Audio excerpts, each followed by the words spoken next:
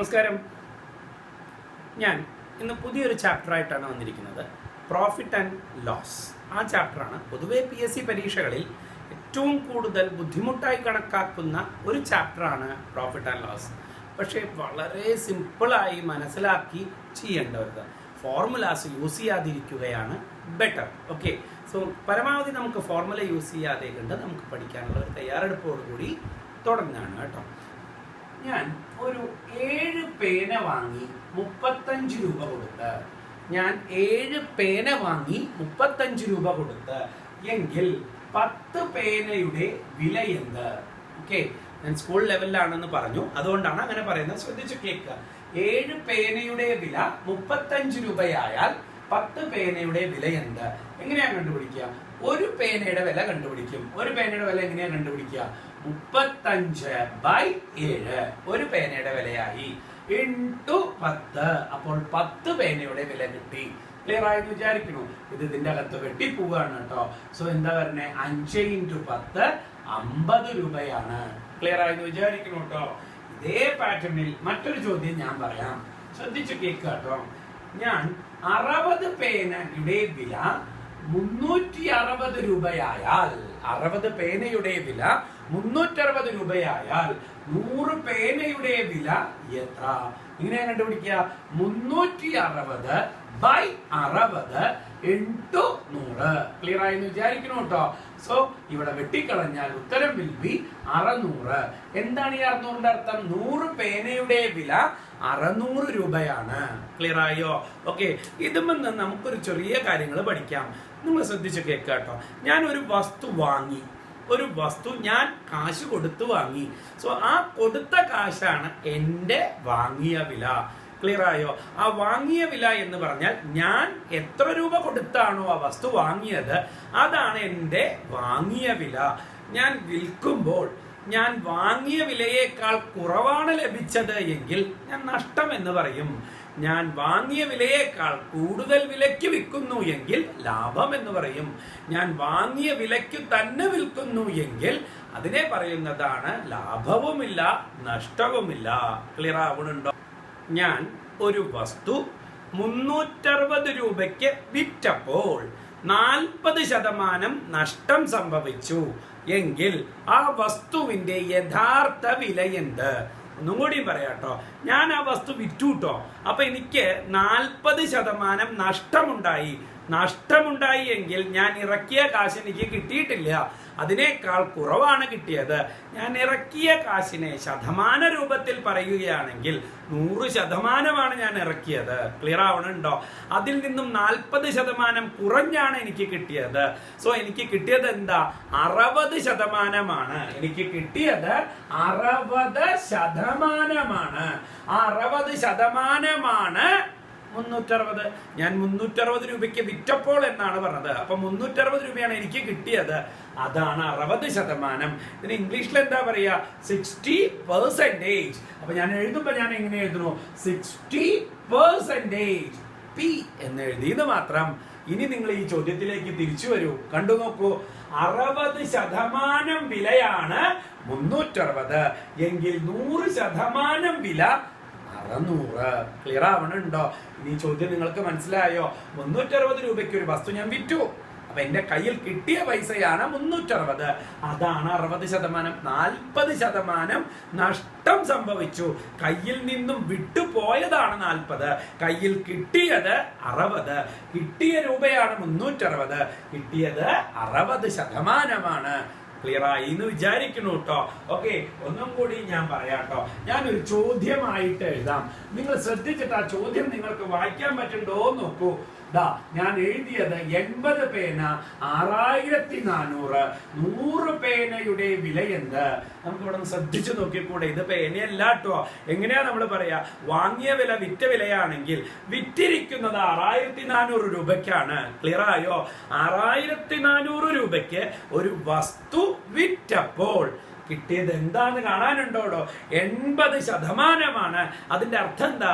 20% നഷ്ടം സംഭവിച്ചിരിക്കുന്നു. സോ 20% നഷ്ടത്തിൽ വിറ്റപ്പോഴാണ് 6400 രൂപ കിട്ടിയിരിക്കുന്നത്. 100 എന്ന് ഉദ്ദേശിക്കുന്നത് എന്താ? അതിന്റെ യഥാർത്ഥ വില, അല്ലെങ്കിൽ ഞാൻ മുടക്കിയ മുതലിന്റെ വില. ക്ലിയർ ആവണുണ്ടോ? അപ്പൊ എന്റെ മുടക്ക മുതലാണ് 100%. ക്ലിയർ ആയെന്ന് വിചാരിക്കണോ? എങ്ങനെയാ കണ്ടുപിടിക്കുക? പഴയ കണക്കായിട്ട് ചിന്തിക്കൂട്ടോ. 80 പേനയുടെ വില 6400 ആയാൽ 100 പേനയുടെ വില എങ്ങനെയാ കണ്ടുപിടിക്കുക? 6400 ബൈ 80 ഇൻറ്റു 100. ക്ലിയർ ആയെന്ന് വിചാരിക്കണോ? ഇത് വെട്ടിക്കളഞ്ഞാൽ യു ഗെറ്റ് എത്ര രൂപയാ? 8000 രൂപയാണ് ആ വസ്തുവിന്റെ വില. ക്ലിയർ ആയോ? ഇതേ പാറ്റേണിൽ 110 പേനയുടെ വില 55000 രൂപയായാൽ 100 പേനയുടെ വില എന്ത്? ക്ലിയർ ആയോ? ഇതിനി നമ്മൾ വാങ്ങിയ വില വിറ്റ വിലയായിട്ട് ചെയ്യുകയാണെങ്കിലോ, നോക്കൂ, 55000 രൂപയ്ക്ക് ഒരു വസ്തു വിറ്റപ്പോൾ 10% ലാഭം ലഭിച്ചു എങ്കിൽ വസ്തുവിന്റെ യഥാർത്ഥ വില എന്ത്? ക്ലിയർ ആയോ? ഇവിടെ 110 എന്ന് പറഞ്ഞപ്പോൾ നേരത്തെ 90ഉം 80ഉം ഒക്കെ ആയിരുന്നു. 80ഒക്കെ ആണെങ്കിൽ ഞാൻ ഇറക്കിയ കാശിനേക്കാൾ കുറവാണ് ലഭിച്ചത്, നഷ്ടം വന്നു. ഇത് ഇറക്കിയ കാശിനേക്കാൾ കൂടുതൽ ലഭിക്കുന്നു, സോ ലാഭമുണ്ട്. സോ 10% ലാഭമായതുകൊണ്ടാണ് 110 എന്ന് എഴുതിയത്. ഇനി കണ്ടുപിടിക്കാനുള്ള വഴി എന്താ? 55000 ബൈ 110 ഇൻറ്റു 100. ക്ലിയർ ആയോ? വെട്ടിക്കളയുമ്പോൾ ഇവിടെ എന്ത് വരുന്നു? 5. ആൻസർ വിൽ ബി 50000 രൂപ. ഞാൻ ഇറക്കിയ പൈസ 50000, 10% ലാഭത്തോടു കൂടി വിറ്റ പൈസയാണ് 55000. So this is CP and this is SP. Clear ആയി എന്ന് വിചാരിക്കണോ? ഓക്കെ, ഞാൻ ഇതേമാതിരി 3 പ്രോബ്ലം എഴുതാം. നിങ്ങളൊന്ന് കണ്ടുപിടിക്കും എന്താണ് ഞാൻ എഴുതിയിരിക്കണേന്നും എന്താണ് അതിന്റെ ഉത്തരം എന്നും. ഓക്കെ, ഞാൻ എഴുതുന്നു, കണ്ടോളൂ കേട്ടോ നിങ്ങൾ. ഞാൻ ആദ്യം എഴുതുന്നത് 70 പേനയുടെ വില 42000 രൂപയായാൽ 100 പേനയുടെ വില എന്ത്? ഒന്നാമത്തെ ചോദ്യമാണ്. രണ്ടാമത്തെ ചോദ്യം നിങ്ങൾ നോക്കൂ.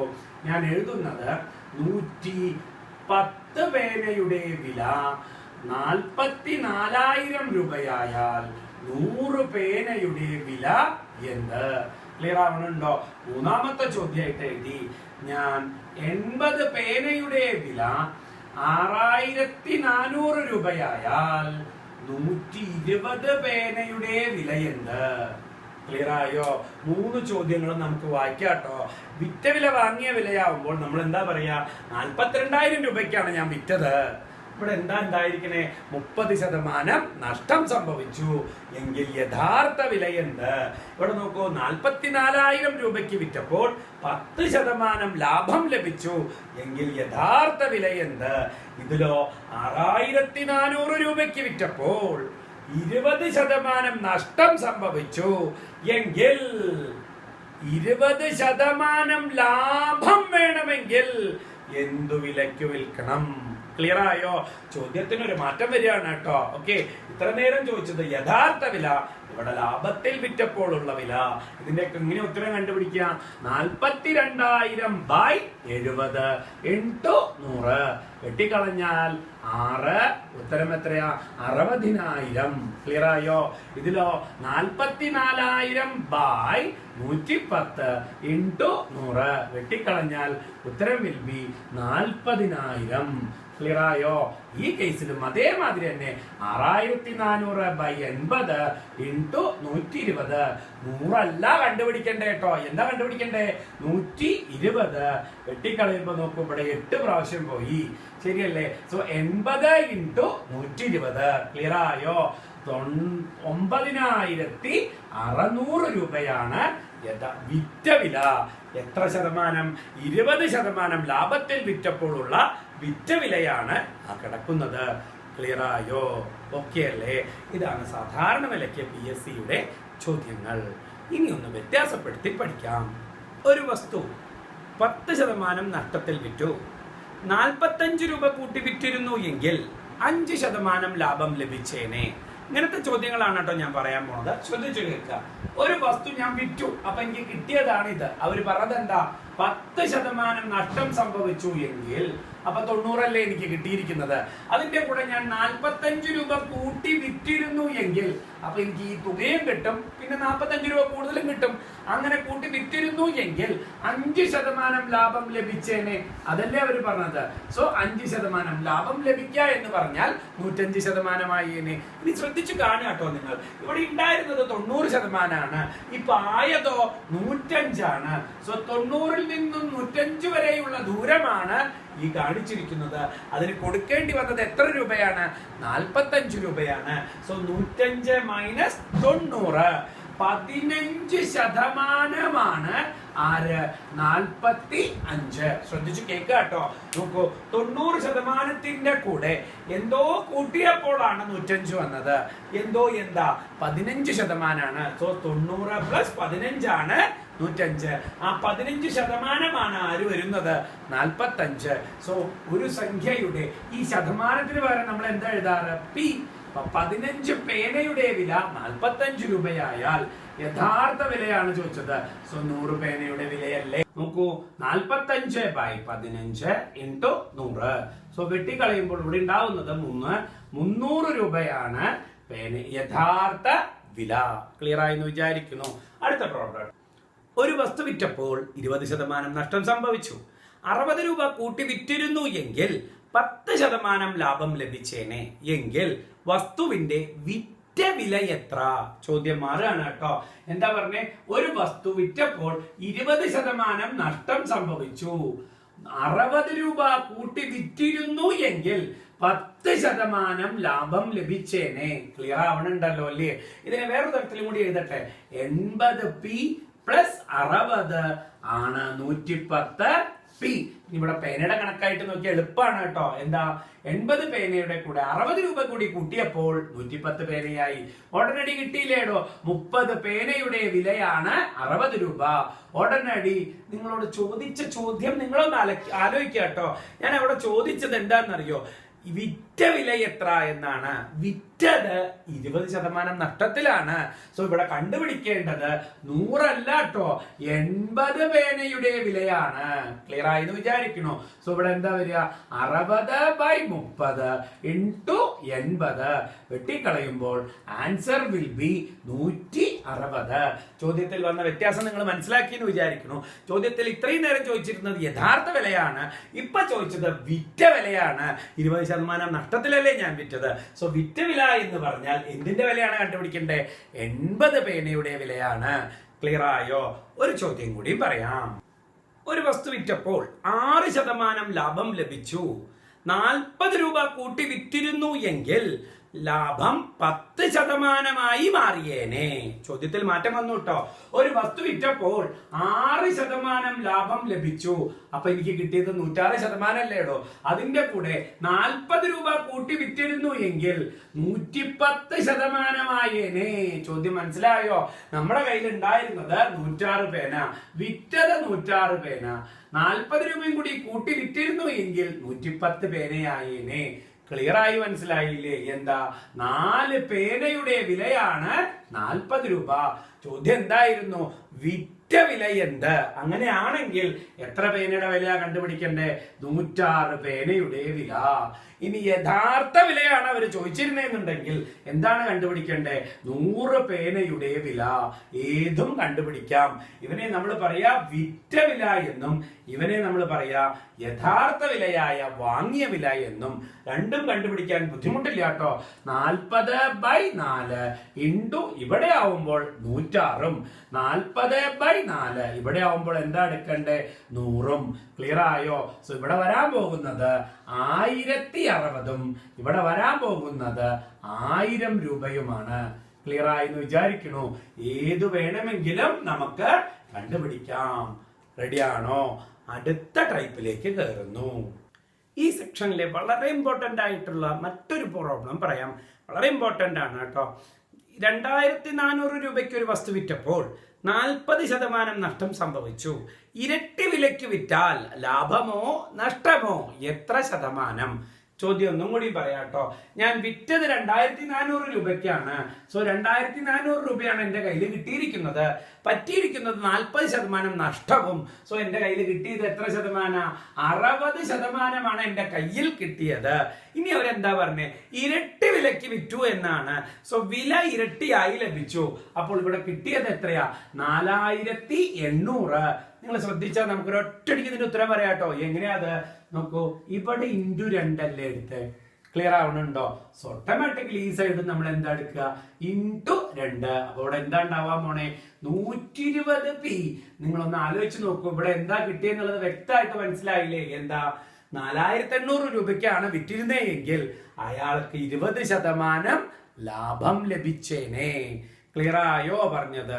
സോ ഡയറക്റ്റ് ആയിട്ട് ഉത്തരത്തിലേക്ക് എത്താൻ സാധിക്കും. ഒരു ചോദ്യം കൂടി ഇതേ മോഡലിൽ പറയാട്ടോ. ശ്രദ്ധിച്ചു കേൾക്കുക.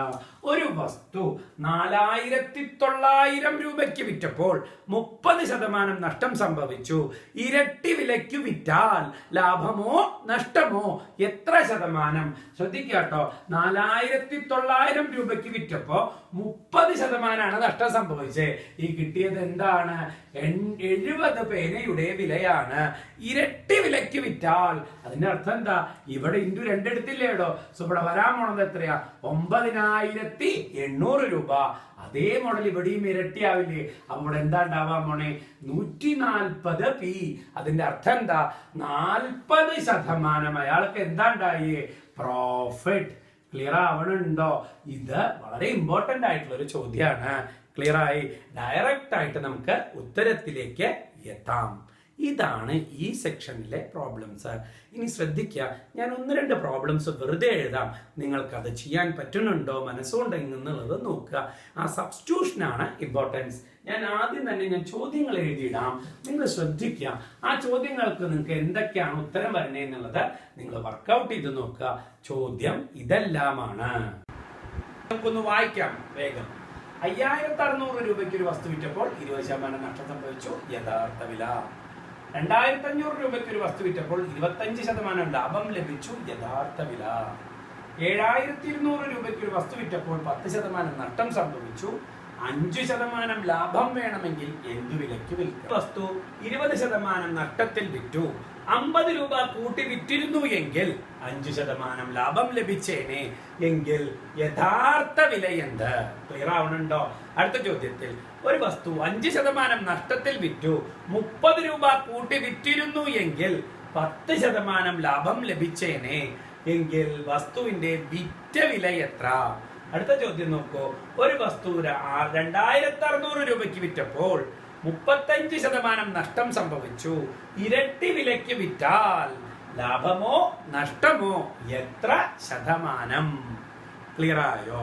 ഇത് മനസ്സുകൊണ്ട് ചെയ്യാൻ സാധിക്കണം. അതിനാണ് ഈ സെക്ഷനിൽ പഠിപ്പിച്ചത്. ക്ലിയർ ആയോ? Thank you.